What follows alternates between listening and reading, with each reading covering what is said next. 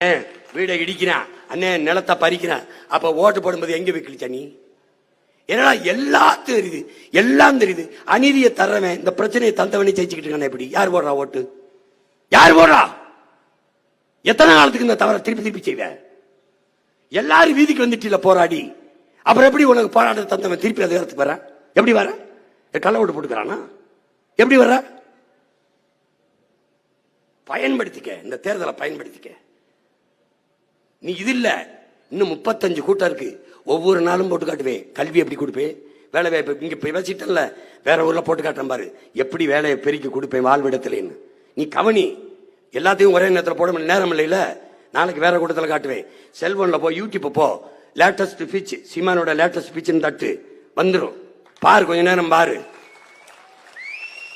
தேவையில்லாம பொழுத போக்குறதுக்கு இதை பார்த்து ஒரு நல்ல பொழுத ஆக்கு, தயவு செய்து ஆக்கு. புரியுதா?